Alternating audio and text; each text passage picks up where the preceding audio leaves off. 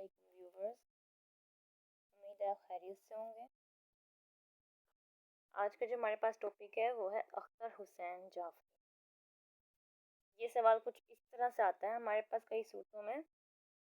اختر حسین جعفری کی نظم گوئی پر مفصل نوٹ لکھیں۔ اختر حسین جعفری کی شاعری خصوصیات بیان کریں۔ اختر حسین جعفری نے اگرچہ کم لکھا لیکن وہ اپنے عہد کے شاعروں میں ممتاز حیثیت رکھتے ہیں، تائید یا تردید کریں۔ اختر حسین جعفری نظم گوئی میں ایک الگ مقام رکھتے ہیں یا نہیں؟ یہ تقریباً سارے ہی لانگ کوشچن ہیں۔ شارٹ کوشچن اس طرح بھی آ سکتا ہے، اختر حسین جعفری کی شاعری کی 4 خصوصیت واضح کریں۔ اگلا جو کوشچن ہے وہ یہ ہے، اختر حسین جعفری کی شاعری کی مثالوں کے ساتھ واضح کریں۔ اختر حسین جعفری کی شاعری منفرد جذبے اور تجربے کی حامل ہے۔ یا پھر اختر حسین جعفری کا تعارف کروائیں، ماں مثالوں کے ساتھ شاعری کی خصوصیات قلم بند کریں۔ آج کا جو ہم نے ٹاپک پڑھیں گے اس میں جو ہم فہرست اس کی ابھی میں آپ کو بتاتی ہوں۔ کتب ہے کہ نام ہے، تعارف ہے، شاعری کی خصوصیات ہیں، جن میں پہلا جو ہے عصری مسائل کی عکاسی ہے، ندرت بیان ہے، تغزل کی چاشنی ہے، علامتوں کا استعمال ہے، تشبیہات و استعارات ہیں، فارست کا اثر ہے، وطن سے محبت ہے، خوف و راست کی فضا، شاعری میں محبت اور اختتام آپ چاہے اسے 2 لائن کا لکھیں یا 1 پیراگراف کا لکھیں۔ 20 نمبر کے سوال کے لیے ہم پریپریشن کر رہے ہیں۔ تو ہم نے کتب کے نام جو آتے ہیں شارٹ کوشچن میں بھی آ جاتے ہیں اور MCQs میں بھی آتے ہیں۔ ان کی 2 ہی کتب ہیں، ان کو اچھے سے یاد کر لینا آپ نے، آئینہ خانہ اور جہاں دریا اترتا ہے۔ تعارف جو ہے وہ یہ ہے کہ اختر حسین جعفری 15 اگست 1932 کو ضلع ہوشیارپور پنجاب بھارت میں پیدا ہوئے۔ سب سے ان کی اہم جو بات ہے وہ اردو نظم کے حوالے سے مشہور ہوئے تھے۔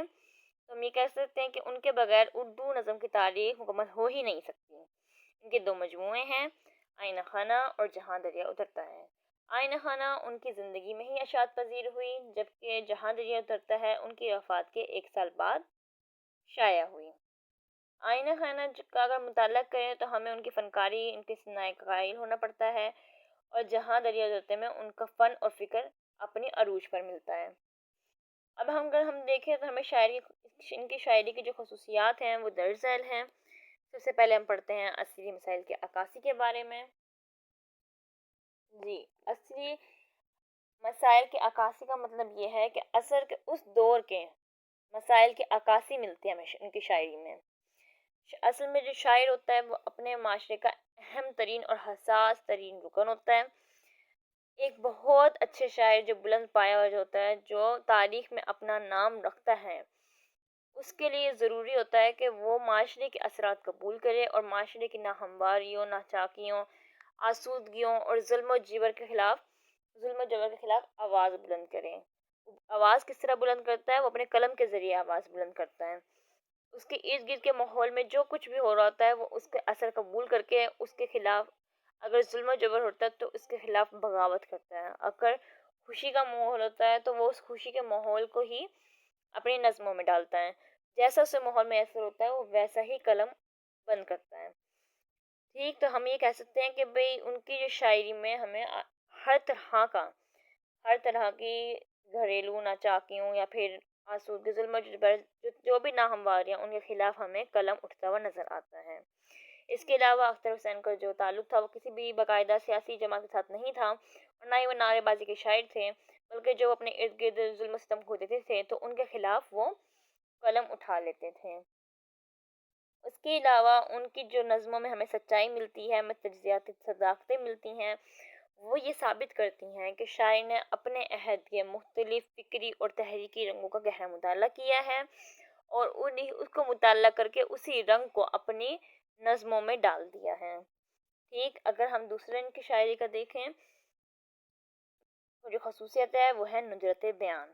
اختر حسین جعفری کے جو ندرت بیان کا مطلب یہ ہوتا ہے انوکھا پن۔ بے شک اور مزید شاعروں نے بھی بیان کیا ہے، جس طرح شاعری بیان کی ہے، لیکن شاعری کے اندر ایک انوکھا پن پیدا کرنا یہ شاعر کے لیے سب سے اہم ہوتا ہے، تاکہ وہ قدیم روایت کو تو لے کے چلے لیکن اپنا بھی ایک منفرد مقام رکھیں۔ یہی اختر حسین جعفری کی ایک عظیم ترین خوبی ہے کہ وہ قدیم روایت کا تو عکس رکھتے ہیں لیکن اپنا ایک الگ مقام اور منفرد انداز ضرور رکھتے ہیں۔ جیسے کہ ان کی جو نظم ہے کربلا، اس میں انہوں نے صرف 6 اشعار لکھے ہیں لیکن وہ ان کی ندرت کا، ان کے انوکھے پن کا، شاعری کے انوکھے پن کا ہونے کا ثبوت دیتے ہیں۔ جیسے یہ شعر ہے ان کے شاعری کے اندر: کشادگی میں بھی صحرا جگہ نہیں رکھتا، کشادگی میں بھی صحرا جگہ نہیں رکھتا، مزار ڈھونڈتی ہیں میت زمینوں میں۔ اور اس سے جو ہمیں شعر سے ظاہر ہوتا ہے کہ ان کا لہجہ جو ہے وہ اچھوتا ہے، ان کی جو نظم ہے خاص مزاح رکھتی ہے، انداز رکھتی ہے اور ندرت رکھتی ہے، دلکشی رکھتی ہے۔ اگلی جو ہمارے پاس ان کی خوبی ہے وہ ہے تغزل کی چاشنی۔ تغزل کی چاشنی کا مطلب یہ ہوتا ہے کہ نظم میں غزل کا رنگ ہونا۔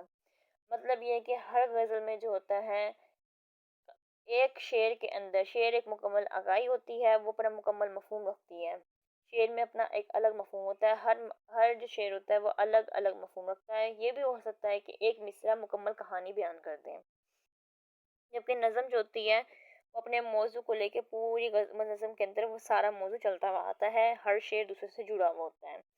لیکن ہمیں اختر حسین جعفری کی نظم کی ایک خوبی ہمیں یہ ملتی ہے کہ ان کے نظم میں غزل کی چاشنی پائی جاتی ہے۔ یہی ان کا اسلوب ہے کہ ان کی نظموں میں ایسے بھی شعر ہیں، ایسے مصرے موجود ہیں جو پوری غزل کا گمان ہونے لگتے ہیں، جو غزل کا گمان ہونے لگتے ہیں۔ جیسے یہ شعر ہمیں مصرع جو ہے مثال کے طور پہ پیش کرتے ہیں، وہ یہ ہے: نہ خشت ہاتھ میں میرے نہ تیرے ہاتھ میں تھی، نہ خشت ہاتھ میں میرے نہ تیرے ہاتھ میں تھی۔ اگر ہم دیکھیں تو یہ ایک ہی مصرع پوری غزل گمان ہونے لگ رہا ہے ہمیں۔ اگر ہم دیکھیں تو ان کی ہمیں نظموں میں اعجاز و اختصار تو ملتا ہی ملتا ہے، لیکن اس نظم میں بھی غزل کا رنگ ملتا ہے۔ جیسے یہ نظم ہم مثال کے طور پہ پیش کر رہے ہیں: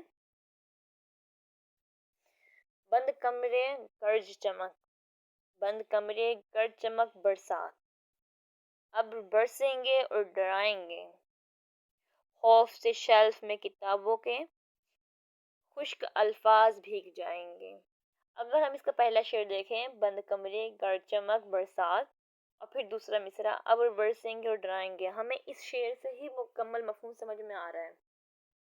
اگر ہم اگلا شعر نہ بھی دیکھیں تو وہ یہ پورا مکمل شعر ایک اکائی ہے، اپنا ایک الگ مفہوم رکھتا ہے، تو ہمیں اس میں غزل کا گمان ہونے لگا ہے، غزل کی چاشنی کا گمان ہونے لگا ہے۔ ٹھیک ہے، اب اگلا ہمارے پاس جو اس کا خوبی ہے وہ ہے علامتوں کا استعمال ہے۔ اختر حسین جعفری نے نظموں میں جو ہے علامتوں کا بھی استعمال کیا اور جدت کے ساتھ کیا ہے، بہت خوبصورتی کے ساتھ کیا گیا ہے۔ علامتوں میں جو ہے ان کی تہذیب، اسی معاشرے کی تہذیب و ثقافت کی جھلک ہمیں نظر آتی ہے۔ ان کے علامتوں کا جو تانا بانا ہمیں اسلامی اصولوں سے بنا ہوتا ہے۔ سب سے اہم جو بات ہے وہ یہ ہے کہ ان کا جو علامتوں کا تانا بانا ہے وہ اسلامی اصولوں پر ہے، ہمیں زیادہ تر اسلامی اصولوں پر ملتے ہیں۔ اختر حسین جعفری کی ایک خصوصیت یہ ہے کہ وہ سات سمندر پار کی باتیں نہیں کرتے ہیں، بلکہ ارد گرد کی علامتیں استعمال کرتے ہیں اور آس پاس کی حقیقتیں اس میں بیان کر دیتے ہیں۔ اب جیسے کہ یہ نظم ہے: سولی سے عیسیٰ اترے تو، اب اس میں دیکھتے ہیں ہم: سولی سے عیسیٰ اترے تو تیز ہوا کا زور تھمے، قاتل ہاتھوں کا زخم بھرے، تخت سے عیسیٰ کب اترے گا، عہد ہمارا عہد سلامت عہد خجالت، ایک اپاہج کی بے ساکی کتنے لنگڑوں کے کام آئے۔ بہت خوبصورت اس نظم کے ذریعے انہوں نے کتنی بڑی بات پہنچائی ہے۔ اگر آپ یہ دیکھیں: سولی سے عیسیٰ اترے تو تیز ہوا کا زور تھمے۔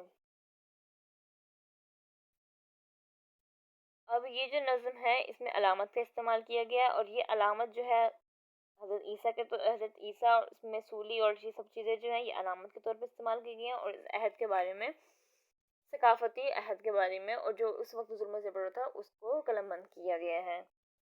تشبیہات و استعارات ہیں اختر حسین جعفری کے کلام میں، ہمیں بہت ہی منفرد اور انوکھے استعارے بھی ملتے ہیں اور جدید تشبیہیں بھی ملتی ہیں، اور ان کی اسی خوبی کی بنا پر ہمیں ان کی شاعری بہت خوبصورت اور بہت وسیع معلوم ہونے لگتی ہے، جیسے ان کی یہ تشبیہات اس میں انہوں نے استعمال کی ہیں: